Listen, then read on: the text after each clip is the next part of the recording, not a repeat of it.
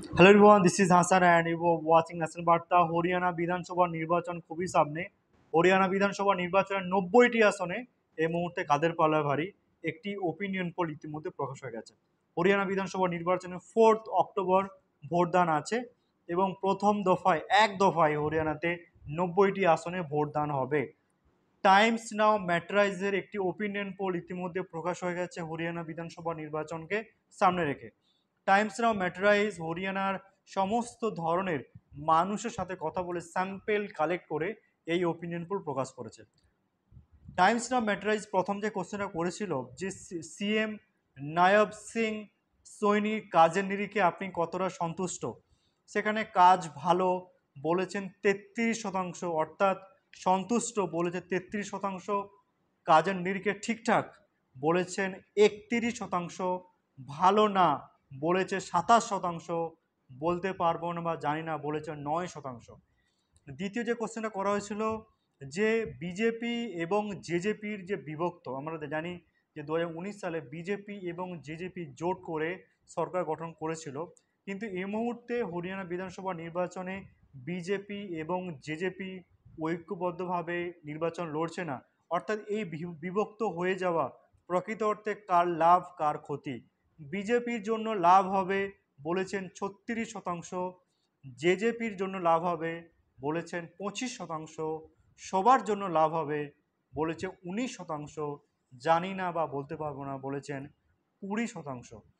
তৃতীয় যে কোশ্চেনটা করা হয়েছিল যে মুখ্যমন্ত্রীর জন্য গ্রহণযোগ্য ফেস কে, অর্থাৎ মুখ্যমন্ত্রীর জনপ্রিয়তার নিরিখে সব থেকে কে এগিয়ে? মুখ্যমন্ত্রী জনপ্রিয়তার নিরিখে বলেছেন নায়ব সিং বলেছেন 31%, দুষ্মন সিং চট্টালা বলেছেন 8%, ভূপেন্দ্র সিং হুড্ডা বলেছেন 29%, জানি না বা বলতে পারবো না বলেছেন 32%। অর্থাৎ নায়ব সিং এবং ভূপেন্দ্র সিং চট্টালার মধ্যে হাড্ডাহাড্ডি জনপ্রিয়তার নিরিখে লক্ষ্য করে আছে। চতুর্থ যে কোশ্চেনটা করা হয়েছিল যে কংগ্রেস যদি ক্ষমতায় আসে বেস্ট সুইটেবল মুখ্যমন্ত্রী পদপ্রার্থী কে হতে পারে? কংগ্রেস যদি ক্ষমতায় আসে বেস্ট সুইটেবল পদপ্রার্থী কে? ভূপেন্দ্র সিং হুড্ডা বলেছেন 41%, এবং এবং রণদীপ সূর্যওয়ালা বলেছেন 20%, জানি না বা বলতে পারবো না বলেছেন 5%। অর্থাৎ হরিয়ানা বিধানসভা নির্বাচনে টাইমস নাও ম্যাট্রাইজে এই কোশ্চেনগুলো করেছিল, অর্থাৎ কে কতগুলি আসন পেতে পারে হরিয়ানাতে। সেখানে ম্যাট্রাইজের বক্তব্য যে বিজেপি 90টি আসনের মধ্যে 33 থেকে 38টি আসন পেতে পারে, বিজেপি 33 থেকে 38টি আসন পেতে পারে, কংগ্রেস আসন পেতে পারে 36 থেকে 41টি আসন, জেজেপি আসন পেতে পারে 2 থেকে 5টি আসন, অন্যান্য আসন পেতে পারে 6 থেকে 11টি আসন।